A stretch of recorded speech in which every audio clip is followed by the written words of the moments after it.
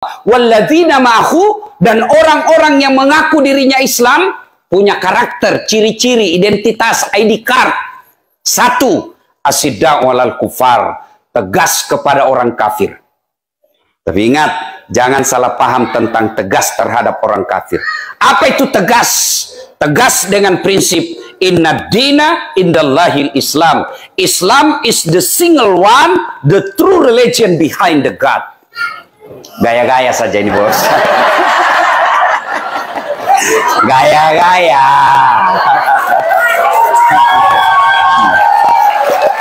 Ladies and gentlemen,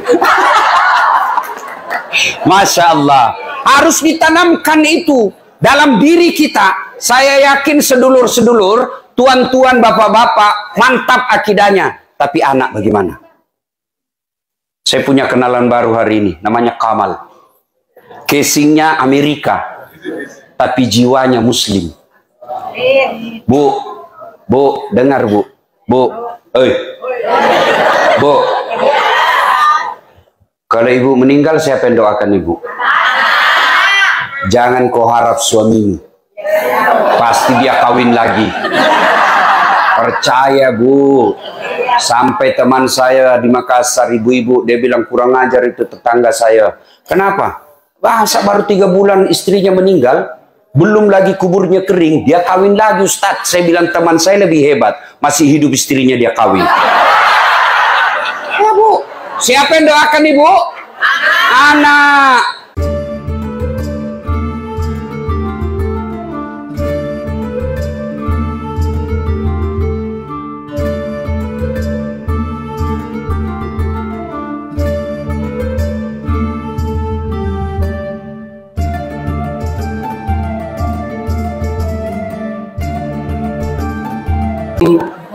Warahmatullahi wabarakatuh.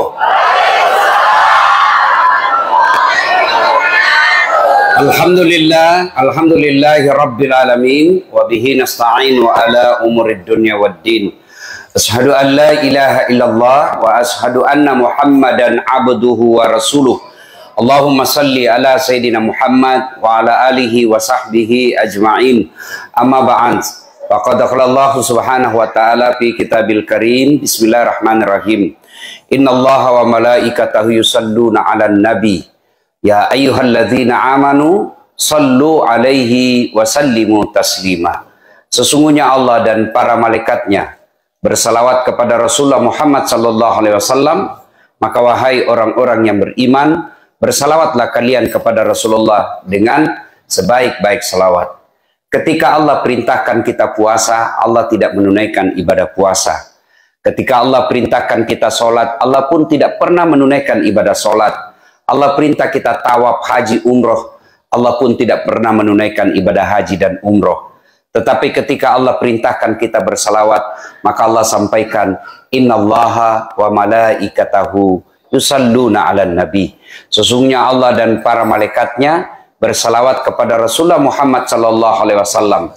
Allah saja dan para malaikatnya bersalawat, maka kita ketika mendengarkan Rasulullah disebut namanya, maka Nabi katakan, umatku yang paling pelit di antara kalian, dia dengar namaku lalu dia tidak bersalawat kepadaku.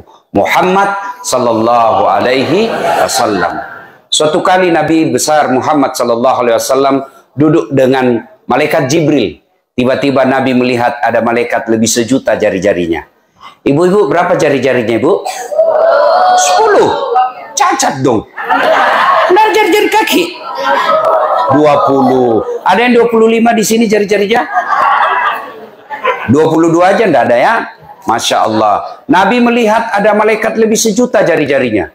Nabi kagum dan berkata, Jibril, malaikat apa gerangan itu? Jibril menjawab, itu malaikat yang Allah tugaskan mencatat air ketika hujan. Ada yang bisa catat air hujan? Ada? Kenapa ibu?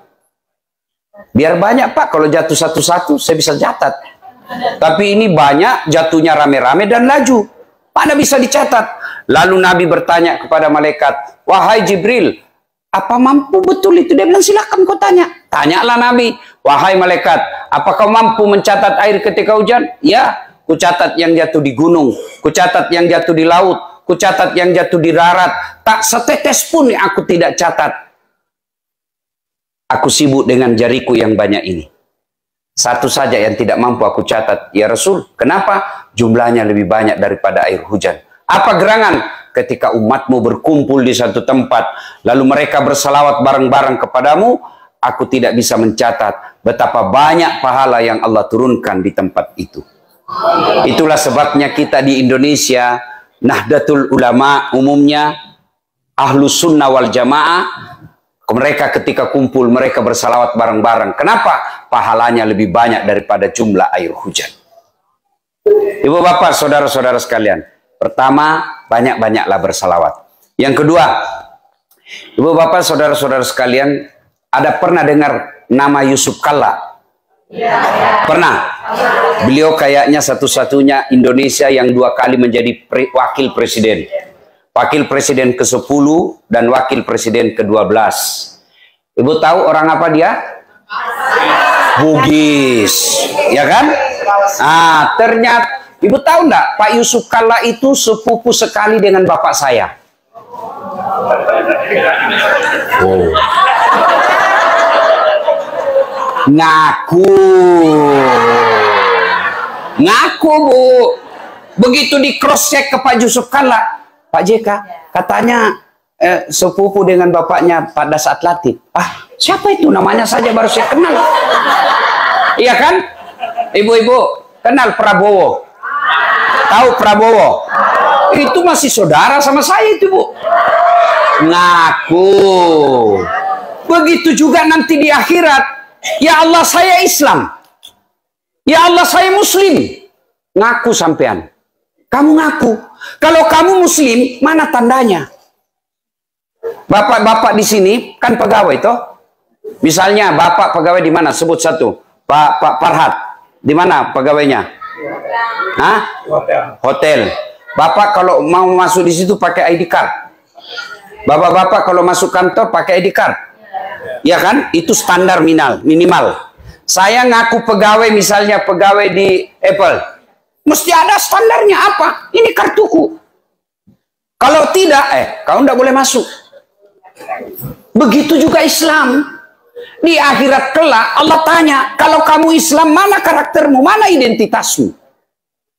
Maka Allah sampaikan identitas orang Islam itu adalah surah Al-Fat ayat 29. Surah apa, Ibu? Surah apa? Al-Fat 29. Minimal selesai ceramah nanti update status. Identitas umat Islam, surah Al-Fat 29. Surah apa, Ibu? Ayat? Masya Allah. Mari kita dengar bunyinya. Bismillahirrahmanirrahim. Muhammad Rasulullah. Bahwa Muhammad itu adalah Rasul Allah. Dan Rasul itu, Nabi itu dikasih mukjizat. Mukjizat itu Allah kasih berdasarkan tantangan zamannya. Nabi Musa dikasih mukjizat apa? Tongkatnya bisa jadi ular. Kenapa? Zaman itu tukang sihir paling hebat. Dikasih tongkat, tak. Ular-ularnya Fir'aun habis dimakan oleh tongkatnya Nabi Musa. Nabi Isa diberi mukjizat apa? Mampu menyembuhkan orang-orang penyakit kusta. Kenapa? Pada saat itu orang mengagungkan ilmu kedokteran. Tapi satu yang tidak bisa disembuhkan, kusta. Nabi Isa, dia usap, sembuh penyakitnya dengan izin Allah. Ya, Ibu. Nabi Sulaiman, pada saat itu orang mengagungkan kekayaan. Nabi Sulaiman diberikan kekayaan. Apa kekayaannya? Kerikil rumahnya emas. Anda di sini kerikil rumahnya emas. Paling orang Bugis giginya dikasih emas. Kan? Nabi Muhammad SAW pada saat itu orang mengagung-agungkan apa? Sastra, syair. Maka Allah berikan salah satu mujizatnya apa? Quran, yang ketika orang mendengar, Bapak baca sejarahnya Umar bin Khattab masuk Islam, dia kan mau datang mau membunuh Nabi. Balik haluan, karena dia bilang, kenapa Muhammad kau mau bunuh? Nah, saudaramu sendiri dengan iparmu sudah masuk Islam. Fatimah itu sama suaminya masuk Islam. Ah, benar aja. Iya benar, masuk Islam. Balik haluan dia. Dia masuk ke rumah adiknya. Begitu dia buka pintu, langsung dia banting iparnya. Ternyata kau berbohong. Kau ternyata masuk Islam selama ini.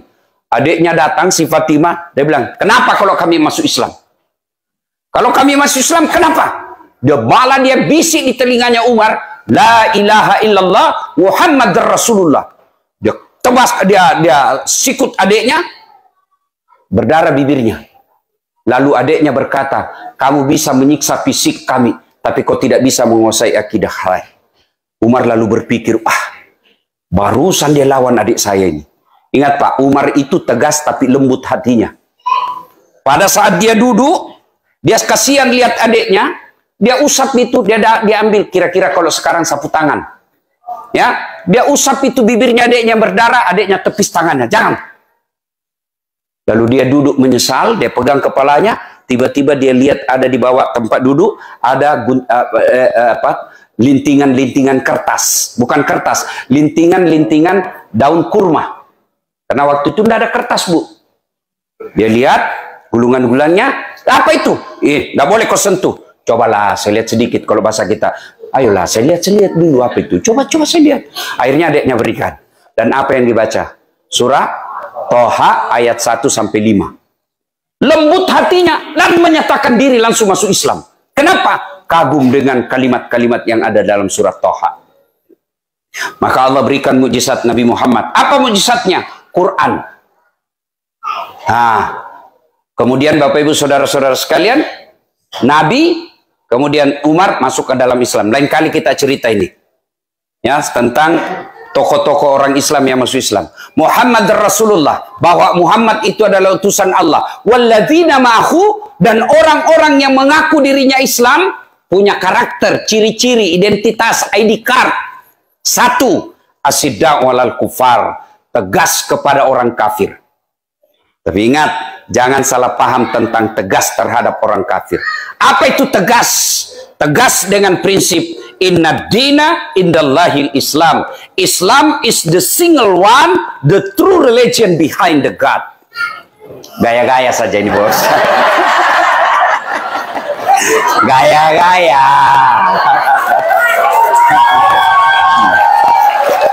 Ladies and gentlemen, Masya Allah, harus ditanamkan itu dalam diri kita. Saya yakin sedulur-sedulur, tuan-tuan, bapak-bapak, mantap akidahnya. Tapi anak bagaimana?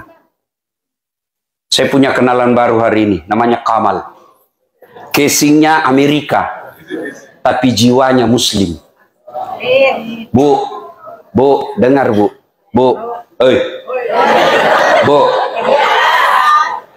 kalau ibu meninggal, siapa yang doakan ibu?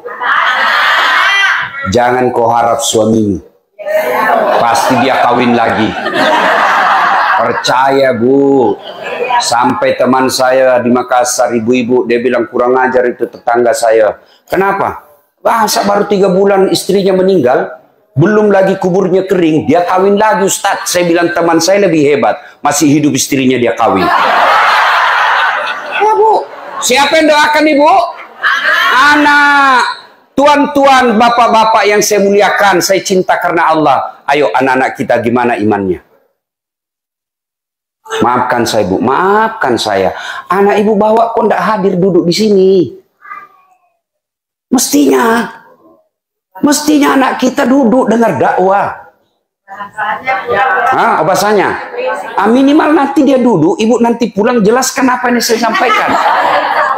Harus Bu ada ikhtiar.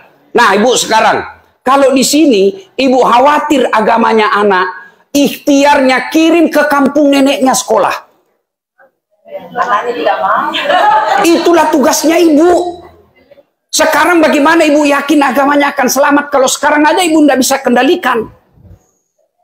Demi Allah, kita akan ditanya. Bapak baca itu sejarah Isra dan Mi'raj. Ada orang tua yang bagus agamanya, sholatnya oke, puasanya oke, hajinya oke, sedekahnya baik. Masuklah dia dalam kalang surga. Ditanya, ya Allah tahan itu bapak saya. Itu orang tua saya. Kenapa dia masuk surga? Saya nih masuk neraka karena dia tidak didik saya dengan baik. Tidak pernah saya dikenalkan Islam. Dia sibuk cari nafkah. Dia sibuk urus dunia. Dia sibuk cari celengannya, depositonya. Tidak pernah saya diajari. Kalau saya masuk neraka, kenapa dia masuk surga? Bukankah dia bertanggung jawab kepadaku? Ingat Quran katakan anakmu nanti jadi musuh-musuhmu. Maka Allah katakan, hei Pak Haji mau kemana? Mau ke surga. Tunggu dulu, belum selesai urusanmu nih. Siapa itu? Anak bungsuku ya Allah. Ku anfusakum wa ahlikum nara. Itu makna dari ayat, jaga diri dan keluargamu dari api neraka. Jangan sampai bapak sholat subuh tidak pernah dibangunkan anak. Ini penting. Jangan anggap remeh mendidik anak, Bu. Penting. Kenapa?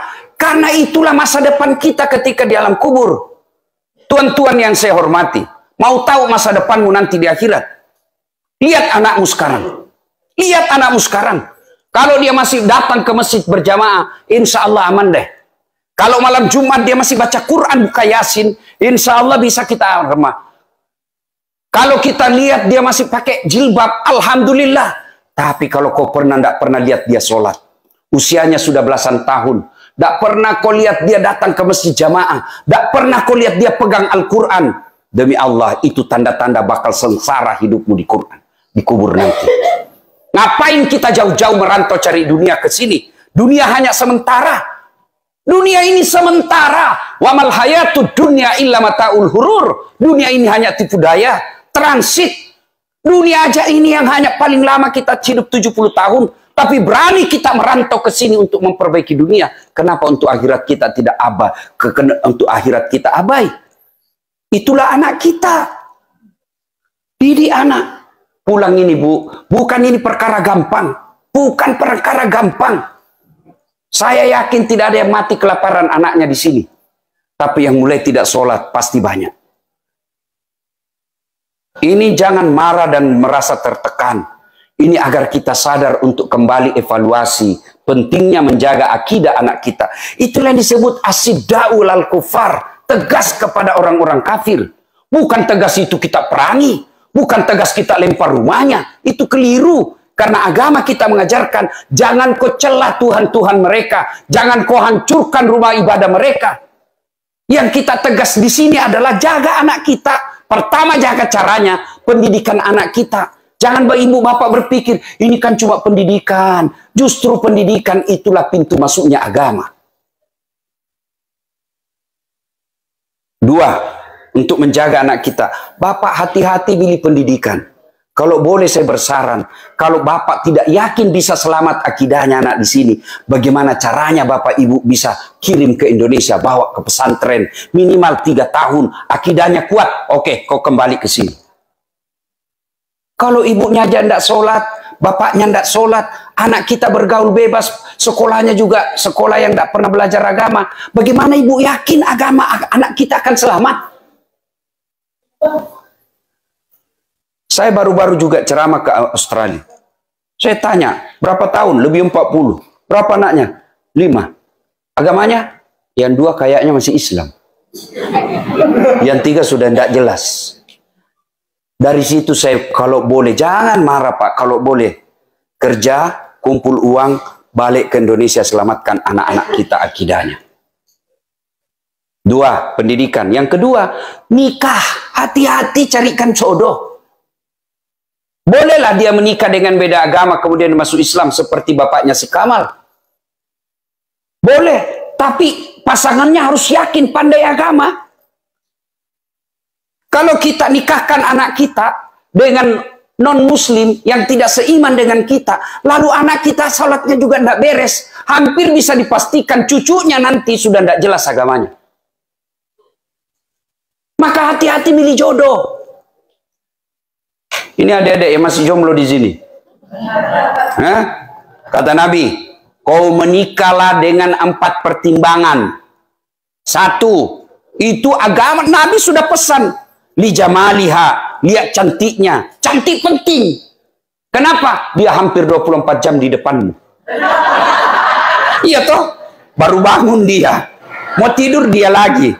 Mau pergi kerja dia lagi, pulang kerja dia lagi. Jadi kalau jelek nanti cepat ganti casing. Iya toh, cantik penting, tapi tidak boleh jadi prioritas. Kenapa? Cantik ada batasnya. Apalagi zaman sekarang Pak, wow, cantik di medsos, mulus. Kamera 360.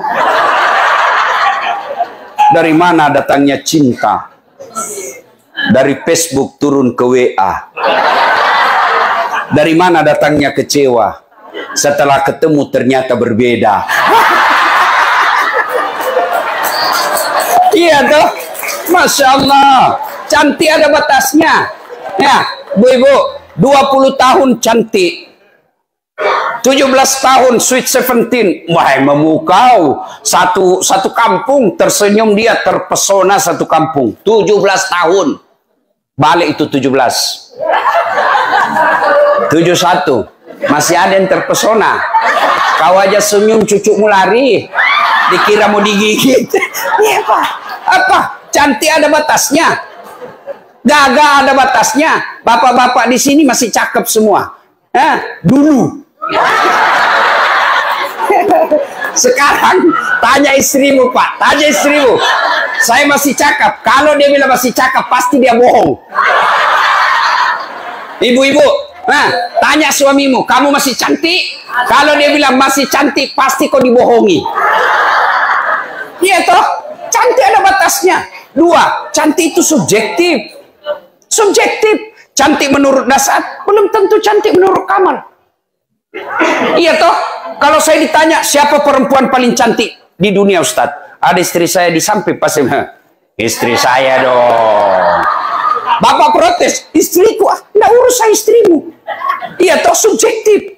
Ada yang suka yang hitam-hitam, ada yang suka yang bening, ada yang suka body gitar, ada yang suka body gajah duduk, macam-macam.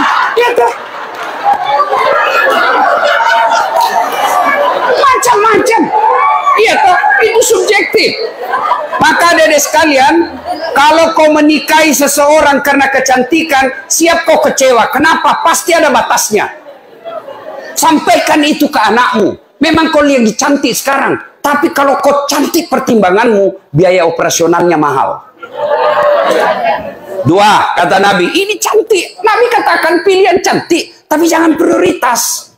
2, kata Nabi, pilihlah karena keturunannya, tapi jangan prioritas. Kenapa? Ada orang bapaknya Nabi, anaknya jadi pengkhianat, Nabi Nuh. Ada orang bapaknya pengkhianat, anaknya jadi Nabi, Nabi Ibrahim alaihissalam. Ya, itulah sebabnya orang Jawa mengatakan bebet, bobot, dan bibit. Ya toh? You understand? Yes. Iya Bu, tapi tidak boleh prioritas. Penting kita lihat siapa bapaknya, perlu kita lihat siapa ibunya. Tapi kalau anaknya baik, itulah dia. Yang ketiga, kata Nabi, ini nasihat buat bapak-bapak, pilihkan jodoh untuk anaknya. Yang ketiga, kata Nabi, pilihlah karena kekayaannya. Rasulullah menikahi Khadijah, salah satu pertimbangannya karena Khadijah orang paling kaya di Mekah waktu itu. Penting, tapi jangan prioritas. Kenapa? Kaya ada batasnya. Oh, dia kaya Ustadz, tidak bakal miskin 7 turunan. Betul, masalahnya dia turunan ke-8.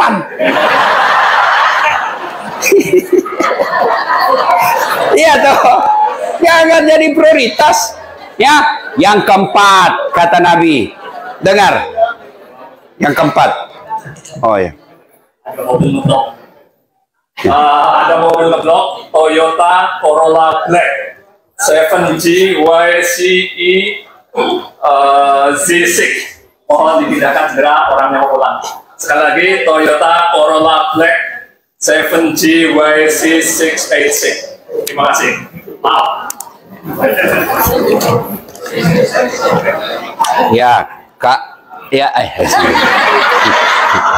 kalau ndak bisa kasih teman untuk pindahkan. Ya, saya minum dulu, Bu. Coba kita ulang apa tadi yang pertama?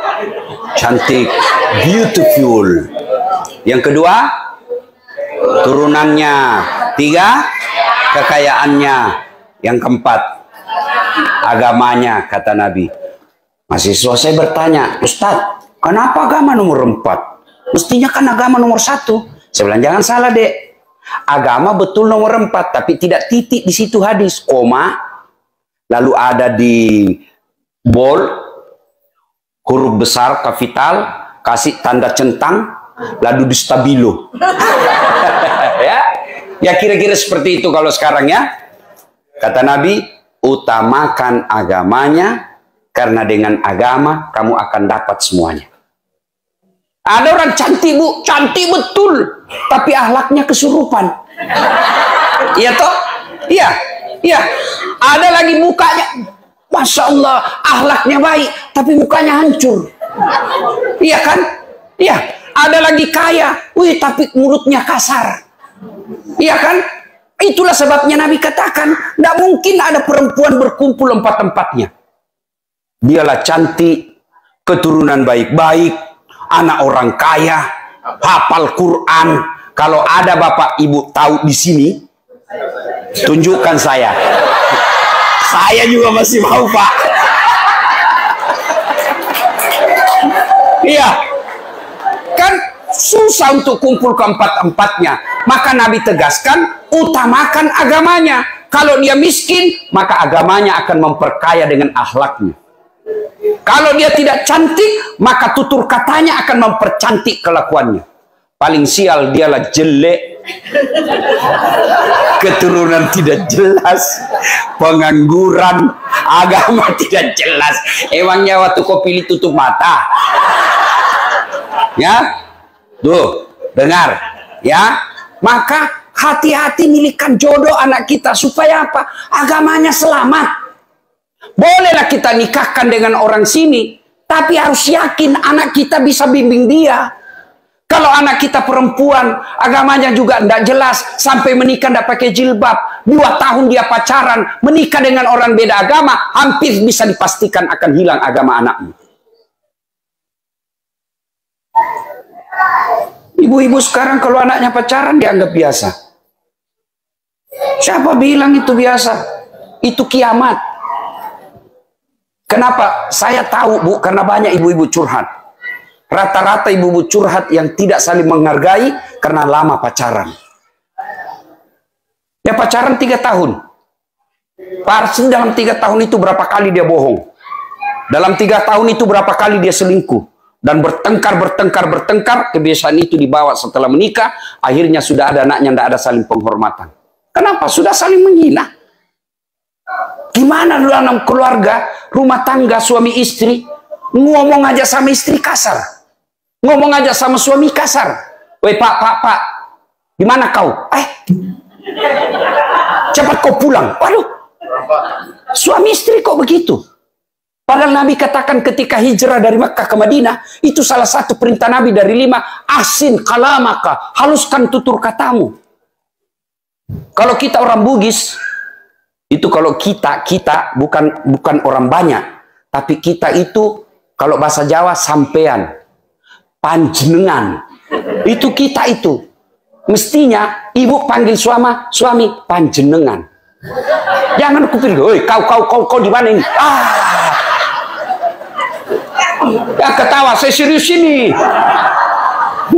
Ya, pilihkan. Itu namanya tegas, hati-hati milih jodoh. Tegas itu. Hati-hati milihkan sekolah. Baru lahir ini yang mestinya nomor 1. Pilih nama-nama Islami. Coba kalau namanya Kamal, pasti orang bilang Islam. Tapi kalau diberi nama John Albert, orang ini muslim, mu'allab. Tapi kalau namanya Muhammad Jamil, pasti orang Islam. Kalau dia perempuan, kasih nama-nama Islam. Misalnya kasih nama apa?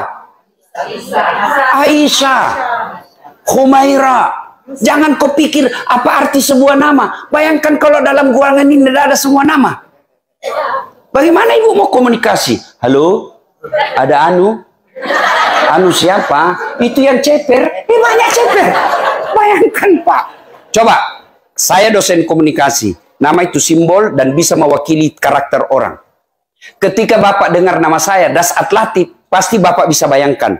Oh, Ustadz Sulawesi, selalu pakai putih-putih, yang selalu bilang beleng-beleng. Itu dari simbol, dari simbol. Maka nama itu penting, Bu. Dan itu bukan cuma di dunia, di akhirat. Sampai di akhirat. Anak bapak kasih nama. Lahir cucu. Nah, saya kasih ke Khalid. Ini Khalid salah satu panglima perang Umar bin Khattab yang menyeberangkan Islam sampai ke daratan Eropa. Ini Khalid, nak. Nah, saya kasih kau nama Sumayyah. Kalau dia perempuan. Apa itu, nak? Ini Sumayyah, perempuan pertama. Dia budak, hamba sahaya. Tapi membela akidahnya, dia rela mati. Dialah perempuan pertama yang jihad fisabilillah. Ditombak oleh Abu Jahal. Saya mau kau punya akidah seperti Sumayyah. Kasih nama, kau siapa namamu, nak? Lionel Messi. Baru PC. Iya kan? Nama penting. Ya, coba kalau nama anak kita ya Khumaira, dipanggil ya Khumaira, yang kemerah-merahan pipinya. Orang doakan. Ya, itu tegas namanya. Jangan kita keikut-ikutan. Ah, ini untung alhamdulillah saya ingat. Ibu juga hati-hati, sudah menikah tidak boleh itu nama suamimu di belakang. Tidak boleh, tetap nama bapakmu. Itu budaya barat itu, Bu. Misal istri saya, ini bapak-bapak ini yang salah juga. Kenapa mesti nama suami, namamu di situ? Ya misalnya saya, istri saya namanya Naura Nasrun. Jadi kalau saya ganti di situ Naura Das'ad, berarti anaknya si Das'ad. Iya kan? Itu budaya Eropa. Budaya Muslim, Naura Das'ad, anak saya. Nah, makanya sama-sama Naura. Mamanya namanya Naura Nasrun, anak saya namanya Naura Das'ad. Boleh Das'ad di belakangnya, tapi ada kalimat Naura istrinya Das'ad. Nah, boleh kalau begitu. Tapi kan repot.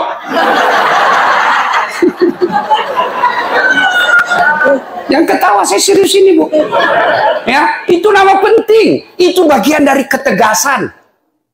Bapak kasih nama anak ke barat-baratan, kan tidak jelas agamanya. Coba kalau langsung dikasih nama Muhammad Ibrahim, orang pasti bilang Muslim dia. Dan coba lihat itu nama Muhammad. Saya kemarin jalan-jalan tidak tahu daerah mana itu, yang ada bintang-bintang situ tuh. Saya cuma pancing kau juga. Ibu ini dia tunggu saya salah, Pak. Ya, nama Muhammad disimpan di atas satu-satunya, Muhammad Ali. Itu berarti nama penting. Coba kalau bukan Muhammad Ali namanya, tidak mungkin dia di atas. Nama penting, Pak, itu bagian daripada tegas asidak walal kufar. Yang kedua, ruhama'u bainahum, kasih sayang kepada sesama mereka. Ayat tadi pertama tegas. Kalau keluar, kalau kita, ya. Kemudian kafir, ini yang saya lupa. Apa itu kafir? Orang yang berbeda dengan agama kita. Saya pernah lagi ceramah, ditanya sama non-muslim, kenapa kami disebut kafir? Jangan salah paham. Kafir itu bukan maknanya kasar. Kafir itu yang menyembunyikan, tertutup. Kenapa disebut menyembunyikan? Karena dia tidak mau mengakui keesaan Allah, maka disebut dia kafir. Kafir itu ada dua, kafir zimmi dan kafir harbi. Kafir zimmi mau kerja sama-sama kita. Ada itu namanya Pak Albert selalu ikut saya selama di sini. Beda agama, tapi dia bantu saya dalam dakwah. Soal Tuhannya urusan dia. Itu yang disebut kafir zimmi. Mereka yang mau bekerja sama dengan kita. Kata Nabi, kalau kau ganggu dia, saya musuhmu nanti di akhirat. Ada yang disebut kafir harbi. Apa itu? Yang ganggu kita. Kita mau sholat, dilempar kepala kita. Kita mau puasa, dilarang. Itu kata Nabi, boleh kau lawan. Tapi kan tidak ada begitu di sini. Nah, saya bilang sama dia yang bertanya, lebih parah. Kami ini kau sebut domba-domba. Sudah domba kau bilang lagi domba tersesat. Tapi saya tidak marah. Itu hakmu. Kau sebut saya domba-domba terserah. Terserah. Itulah pengertian kamu. Dan saya hormati. Nah, yang kedua, tanda orang Islam. Ingat baik-baik, Bu. Surah Al-Fat ayat 29. Pertama, tegas kepada orang kafir. Yang kedua, ruhama'u bainahum, kasih sayang kepada sesama mereka. Innamal mu'minuna ikhwah, kata Allah. Orang Islam itu bersaudara. Dia tidak lihat rambutnya keriting atau putih atau pirang. Selama dia la ilaha illallah, itu saudaramu. Meskipun rasnya berbeda, itu saudaramu. Meskipun negaranya berbeda, itu saudaramu. Kalian dipersaudarakan bukan karena ras, bukan karena darah, tapi akidah. Bahkan Nabi katakan, umatku itu seperti badan ini. Coba lihat badan kita, Pak. Bu Ibu coba lihat badan. Tangan kanan gatal tanpa disuruh kiri yang garuk. Ya toh? Tangan kiri yang gatal tanpa diundang kanan yang garuk. Gatal dua-duanya, kerjasama. Iya, begitu mestinya kita di sini. Begitu mestinya kita di sini. Satu sakit, yang lain ikut merasakan. Satu yang ada masalah, kita bantu sama-sama. Itulah orang Islam. Ada orang baru masuk Islam, Pak. Meskipun dia kaya, dia boleh dan berhak mendapat zakat. 8 golongan orang berhak mendapat zakat. Satu diantaranya mu'allaf. Orang baru masuk Islam, meskipun dia kaya raya, boleh dikasih zakat. Tujuannya apa? Loh, kamu ditinggal oleh keluargamu karena kau udah beda agama dengan mereka. Sekarang kau saudara saya, ini loh penghargaan. Jangan cemas, kami saudaramu yang baru. Itu makna pemberian zakat. Maka kita bersaudara. Umat Islam itu seperti badan ini. Satu sakit, yang lain ikut merasakan. Coba lihat. Si Kamal pergi menyatakan cinta. Jalan-jalan dia. Tiba-tiba tahantuk kakinya. Kaki tahantuk. Seluruh tubuh bereaksi. Mulut dulu tuh yang bereaksi. Reaksi berikutnya mata mencari. Reaksi berikutnya mulut meniup. Reaksi berikutnya tangan mengusap. Waduh, iya toh, padahal kaki yang bermasalah. Tidak ada orang tahan tuh kakinya. Jalan kau, siapa suruh kau pergi jalan? Jalan kau. Itulah Muslim. Itulah Islam. Wa'tasimu bihablillahi jami'a wa la tafarraku. Berpegang teguhlah engkau kepada tali persaudaraan agama Allah dan janganlah engkau bercerai-berai. Ini pegang erat-erat. Sebagai perantau, sebagai orang yang tinggalkan dan kita tinggal di negara ini, kita bersaudara. Saudara kita satu, saudara seagama. Yang kedua, meskipun kita beda agama, kita saudara sebangsa. Persatuan Indonesia, sila ketiga. Kita bersaudara. Cuma kadangkala yang membuat kita berpecah belah, satu, gosip. Gibah. Duduk begini tuh masih gosip-gosip tuh. Dia terlambat datang temannya, dilihat dari kepala. Dia nggak gosip tapi mukanya sinis.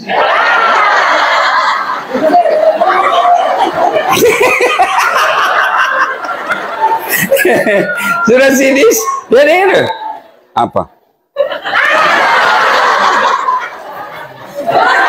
Kenapa? Jilbabnya ndak seragam. Iya, kayak umbul-umbul. Dia dengar orang, dia dengar yang kau gosipi, besok dia ndak datang lagi, putus persaudaraan. Iya, ibu-ibu memang itu penyakitnya tukang gosip. Saya aja ada yang gosip saya. Ini itu juga bajunya yang di YouTube.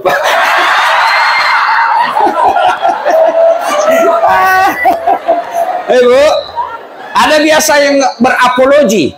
Itu kan benar. Yang saya sampaikan betul, begitu sifatnya. Justru betulnya namanya gibah. Kalau salah namanya fitnah. Tidak ada alasan bisa cerita orang. Tidak ada. Datanglah sahabat melapor ke Umar bin Khattab, khalifah pada saat itu, presiden. Ya Amirul Mukminin, kenapa? Ada tetangga saya laki-laki baik betul agamanya. Dia mau menikah dengan perempuan dan perempuan ini saya tahu betul masa lalunya. Kasihan ini orang baik dapat perempuan seperti ini. Apakah saya harus kasih tahu ini calon suaminya bagaimana sifatnya? Umar panggil, kamu tahu enggak kenapa itu suaminya tidak tahu kekurangannya itu calon istrinya? Kau tahu siapa yang tutupi? Siapa yang tutup? Allah. Lalu apa hakmu kamu cerita? Jangan cerita jeleknya orang. Dia jelek urusannya dengan Allah. Jangan kau tambah-tambah.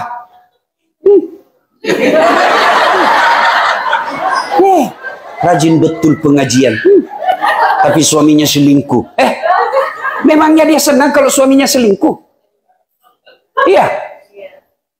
Kita kan suka tambah, suka ikut campur. Biar bukan urusan kita, campur aja dari kerjanya. Hati-hati bu yang suka ikut campur, nanti takdirmu seperti toge. Tahu toge? Coba lihat itu toge. Pecel ada. Gado-gado. Tempe. Soto Banjar. Maka dia selalu ikut campur, Allah takdirkan semuanya bengkok. Itulah makna dari ayat ayuhibbu ahadukum, sukakah kamu memakan bangkai sesamamu manusia. Jadi majelis taklim yang baik, orang datang dia baru belajar kasihan agama, dia datang mau cerita aib, maka ibu yang baik dia katakan na'udzubillah min zalik, kita berlindung kepada Allah dari keburukan seperti itu. Belum tentu suami kita lebih baik dari dia. Itu yang bagus. Jangan malah dicambah. Oh iya. Padahal nggak tahu urusan tuh. Jangan ketawa, saya serius ini. Ya, bu. 2. Yang memutuskan persaudaraan. Apa itu? Sombong. Apakah sombong pakaian mahal? Belum tentu. Itu rezekimu. Apakah mau sombong pakaian barang-barang mewah? Belum tentu. Bapak punya rezeki pakai baju krokodil, cap buaya. Katanya kalau asli buayanya menghadap ke dalam, kepalanya keluar. Kalau palsu buayanya menghadap ke dalam. Buaya darat.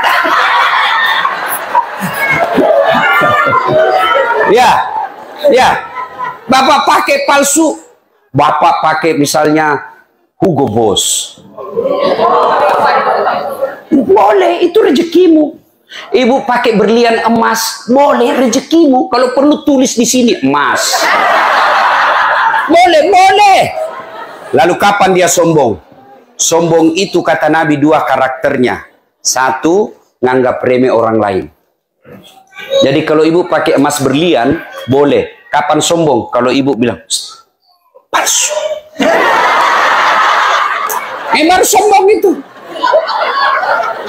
Bapak pakai baju, apalah itu yang mahal-mahal.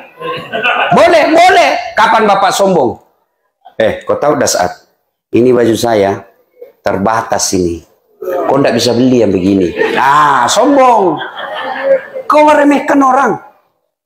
Ibu mau pakai yang asli silakan, tapi jangan hina orang yang palsu. Boleh, ya. Yang kedua, karakter sombong itu adalah menolak kebenaran. Tadi adik kita yang ceramah. Tahu apa itu? Baru 14 tahun. Iya betul 14 tahun, tapi otaknya Pentium 4. Ibu 50 tahun, otaknya Pentium 1. Lambat loading.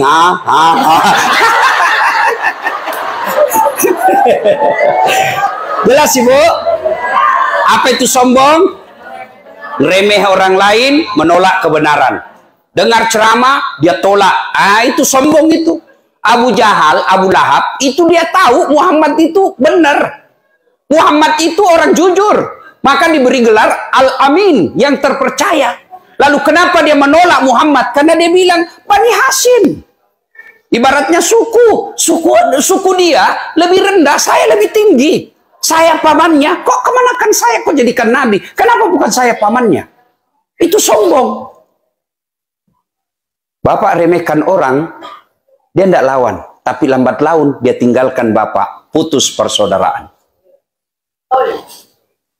Apa yang membuat kamu sombong? Coba gue bilang, apa? Kata Nabi, 4 penyebab datangnya sombong. 1, bertambahnya pangkat jabatan. Mau sombong? Pensiun pak.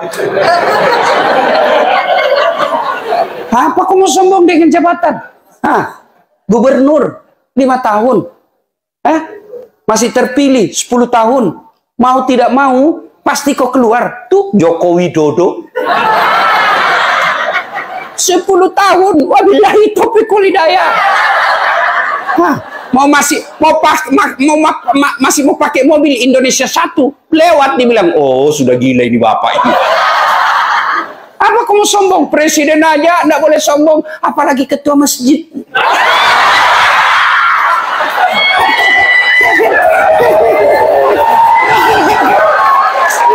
Apa yang mau disombongkan? Ya, ayo. 2 kata Nabi, penyebab datangnya sombong, bertambahnya ilmu, banyak gelar. Sayang itu, oh, dia kurang gelarku itu.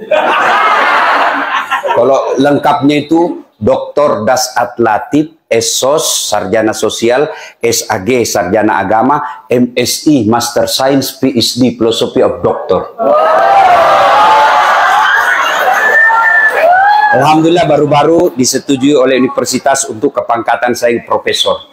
Doakan mudah-mudahan awal tahun sudah jadi guru besar. Oh, jarang-jarang orang Pak seperti saya. 2 doktornya, 2 doktorku, 2 sarjanaku. Lalu kamu sombong Dasat? Oh, jangan. Wa ma utitum minal ilmi illa qalila. Saya tidak berikan kamu ilmu kecuali sangat sedikit. Apa yang kamu sombongkan dengan ilmumu? Allah cabut ilmumu, dikasih pikun. Apa? Hah? Ada cerita ini Pak, wallahu alam benar atau tidak? Banyak sekali gelarnya Pak. Bertumpuk-tumpuk. Begitu jelang pensiun, dikomplain sama istrinya. Pak, biasanya kalau kau mau pergi kampus ngajar, kau cium-cium jidatku. Ini sudah hampir 2 minggu, tidak pernah lagi kau cium saya. Dalam hatinya, astagfirullah, berarti siapa saya cium selama ini? Ternyata ya dia cium pembantunya.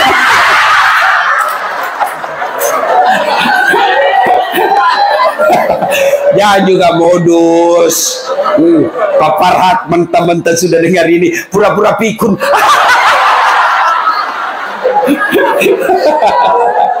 Ayo, apa yang mau kau sombongkan? Bu, apa karena saya hebat? Enggak. Saya bisa sampai di sini bukan karena saya hebat, karena ada penonton saya. Itu viewer saya di YouTube sekarang, Bu, sudah hampir 600 juta. Berarti tidak boleh kau sombong Dasat. Kamu bisa ceramah karena ada yang dengar. Coba kalau saya ceramah di sini 2 jam berapi-api, tidak ada yang dengar. Bapak lewat, sudah lama sakit itu pasti.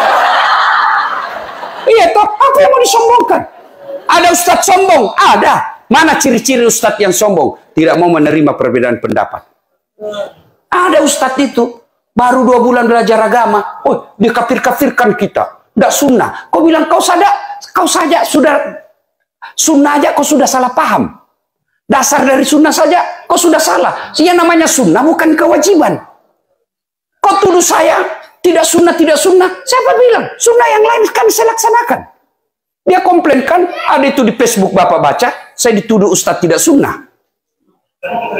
Di Facebook, Ustadz sunnah. Saya cari nama saya, tidak ada. Samping kanannya, Ustadz tidak sunnah. Nomor 13. Saya tanya, kenapa kau tuduh saya tidak sunnah? Buktinya, kau tidak pelihara jenggot. Saya bilang, kalau mau tidak mau tumbuh. Mau di apa? Ayo, ada Ustadz tidak mau menerima perbedaan pendapat. Nah, ini perlu saya pahamkan. Kenapa terjadi perbedaan pendapat di ulama fikih? Karena beda sudut pandang. Yang ada sama kita ini para ulama, yang ada sampai ke kita, hadis itu dalam bentuk tulisan. Bukan dalam bentuk gambar. Bukan dalam bentuk audiovisual. Kalau gambar dan audiovisual, pasti seragam kita. Cuma kan ini tidak ada definisi konkretnya. Misalnya takbir sejajar dengan bahu. Kan sudah beda-beda. Tidak ada gambarnya. Contoh paling ringan, saya selalu bilang. Bapak kalau Nabi bilang saya tidak makan, saya tidak makan. Apa Bapak, Ibu pahami? Nah, puasa. Apalagi? Lapar. Apalagi? Diet. Apalagi? Itu baru 1 kata itu. Saya tidak lapar. Sudah berapa paham? Begitulah sebabnya terjadi perbedaan pendapat.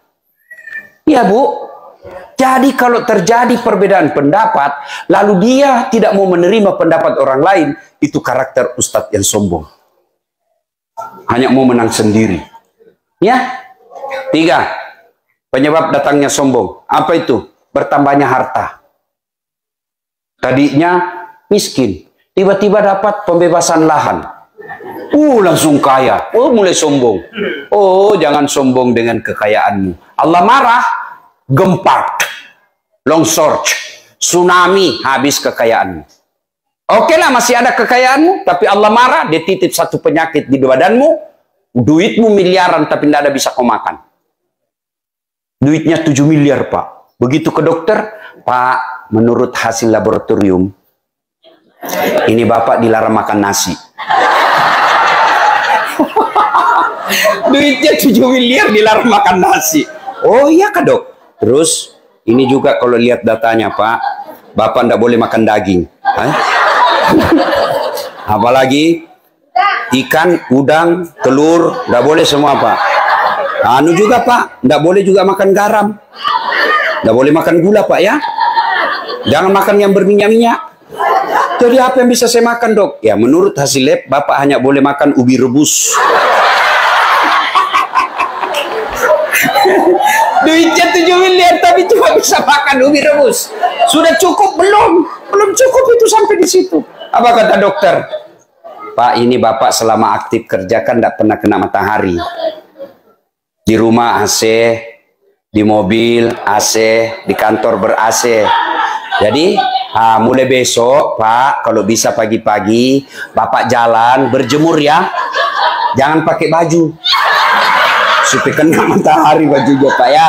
Pakai juga celana pendek supaya kena matahari ini ya. Jangan pakai peci. Ya kalau bisa Bapak jangan pakai sendal. Jam 9 sampai jam 10 dia kelilinglah di kawasannya. Nggak pakai sendal, nggak pakai baju. Apa bedanya sama gembel?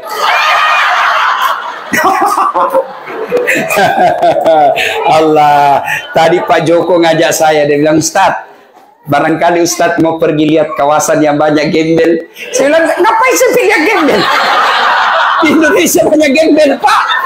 Bawa saya di tempat yang banyak barang-barang cantik. Malu halus. Nah, kita ini orang Islam Pak, kalau lagi jalan dengan tidak sengaja melihat barang bagus, Bapak tidak sengaja, maka caranya ucapkan Subhanallah. Maha suci Allah yang telah menciptakan keindahan itu. Itu rezeki namanya. Batasnya kedipan mata. Kalau sudah berkedip, misalnya kan, sudah berkedip, astagfirullah, palingkan pandangan. Itu tadi sebelum berkedip, rezeki. Berkedip, Bapak, lihat, sudah haram. Jangan begini, astagfirullah, astagfirullah. Tambah banyak dosanya. Ya, nggak boleh, ya. Ibu. Mumpun saya ingat, persoalan handphone. Persoalan handphone ketika berjamaah. Misal, lagi sholat, Allahu Akbar. Di rakaat kedua, kantong bunyi handphone. Mengganggu. Boleh Bapak buka. Ambil. Matikan. Boleh. Boleh. Yang tidak boleh, kalau ibu terima. Ya, halo. Sebentar aku telepon, saya lagi sholat. Batal ini kalau batal. Ini sudah batal ini. Kalau cuma dimatikan, kamu juga yang di samping, tidak usah kau marah. Baru bunyi handphone kau sudah tergoda. Lama betul imanmu. Biasalah itu ya. Jelas Bu ya. Sombong penyebab putusnya persaudaraan. Apalagi dengki. Dengki. Apa itu dengki? Definisinya susah lihat orang senang, senang lihat orang susah. Ini kelemahan kita orang Indonesia. Kalau ada kawan kita dapat promosi, bagaimana caranya kita habisi? Ya, kalau ada kawan kita nih rezekinya, kita cerita fitnah kiri kanan. Mestinya kalau kita lihat kawan kita, kenalan kita, ataupun tidak dikenal, ada rezeki yang menimpa dirinya, ya Allah, berikan pula rezeki seperti yang dia, supaya saya bisa menolong agamamu. Jangan malah dengki. Oh, sudah habis waktu Pak ya? Sampai jam berapa? Sampai jam berapa? Hah? Oke. Jam 10. Bisa sampai jam 10? Betul? Saya yang tidak bisa. Oke, satu tadi tegas kepada orang kafir, dua kasih sayang kepada sesama mereka. Ini penting. Nabi pernah tanya, atadruna manil muflis? Saudara-saudara sekalian, kamu tahu enggak siapa yang bangkrut nanti di akhirat? Yang tidak sholat ya Rasul, dia sholat. Yang tidak puasa ya Rasul, dia puasa. Yang tidak haji ya Rasul, dia haji. Tidak bayar zakat, Loh, kalau begitu siapa yang bangkrut ya Rasul? Jarusu wahatiur rahim, tetangga yang jahat sama tetangganya dan yang memutuskan tali persaudaraan. Bertanya sahabat, kok bisa bangkrut? Dia kan puasa, dia haji, dia sholat, dia zakat. Kok bisa? Betul, hablum minallahnya, ibadah hadanya baik, tapi hablum minasnya rusak. Ketika dia setor pahalanya, ya Allah ini sholatku 20 tahun. Datang tetangganya, tunggu dulu. Saya pernah difitnah itu. Katanya anakku yang lurus rambutnya bukan anaknya suamiku. Karena suamiku keritin rambutnya. Dia tidak tahu anaknya lurus rambut. Nah karena sudah direbondi. Gara-gara fitnahnya, saya tinggalkan komplek. Gara-gara fitnahnya dia nih. Saya sakit hati. Allah berfirman, kalau begitu, ambil sholatnya 20 tahun. Habis sudah sholatnya itu 20 tahun. Dia setor lagi puasanya. Ya Allah, ini puasaku 20 tahun. Datang lagi. Saya pernah sama-sama kerja di Amerika tuh. Dia fitnah saya di kampung. Katanya kerja saya di sini menghalalkan segala cara. Gara-gara fitnahnya, satu kampung benci saya. Saya pulang kampung, orang semua sinis sama saya. Gara-gara fitnahnya tuh dia. Saya minta keadilan. Allah katakan, ambil puasanya 20 tahun. Sudah habis sholat, habis puasa. Store lagi zakatnya. Ya Allah, ini zakatku. Datang lagi, tunggu dulu. Saya pernah juga itu, kurang ajar dia sama saya. Dia fitnah istri saya selingkuh. Saya termakan fitnahnya, akhirnya saya cerai. Belakangan saya tahu ternyata dia yang mau sama saya.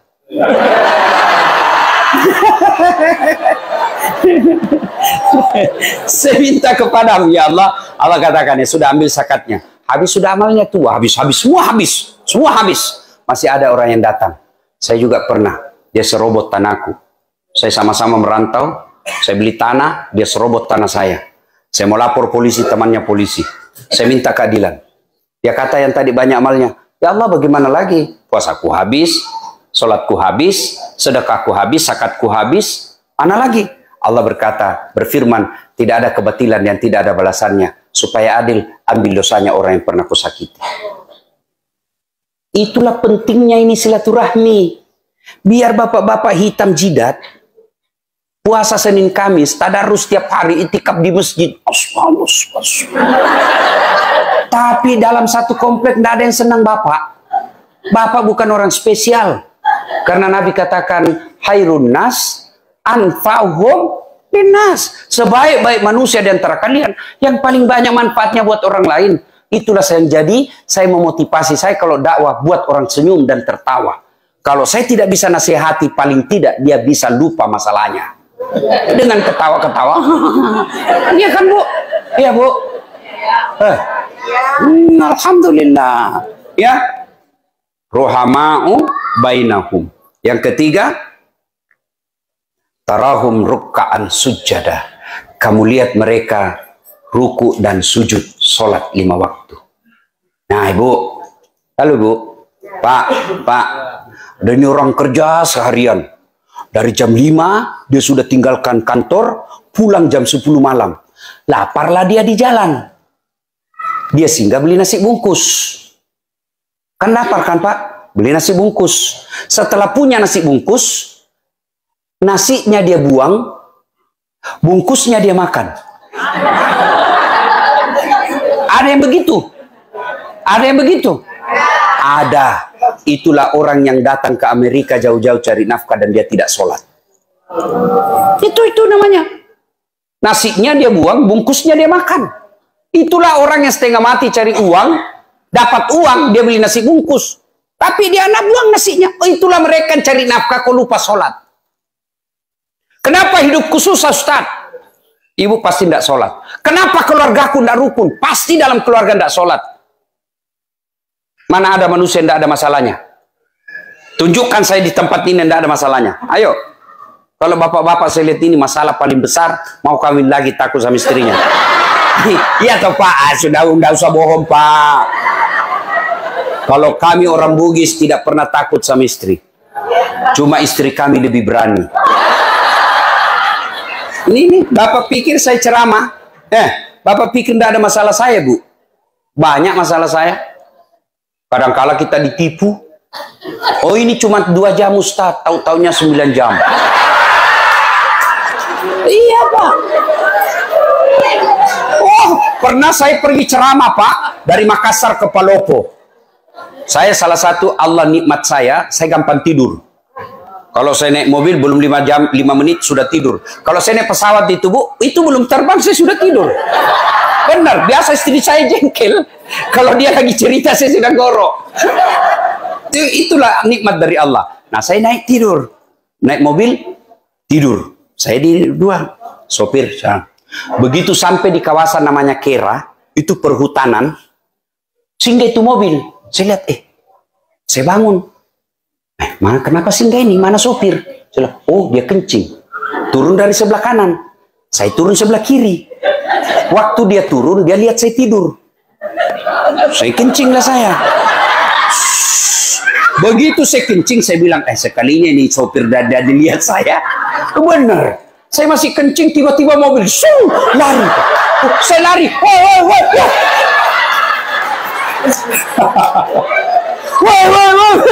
Apalagi sudah laju. Saya mau telepon di atas mobil. Baju saya kemana-mana kan selalu begini Bu. Baju dalam saya putih, saya buka karena saya takut lecek. Saya buka, baju dalam saya putih. Ini putih, songkok saya putih. Nggak ada yang singgah mau ambil saya Bu. Semua mobil lewat, saya kasih. Nah, kan tengah hutan. Dia kira saya pocong. Jadi saya punya inisiatif. Saya bilang, sekali di tengah saja. Saya bilang, nanti dikira betul saya pocong. Ditabrak, minggir saya Pak. Ditinggal saya Pak, gerimis, basah kuyup. Saya sholat di pinggir jalan, sholat subuh.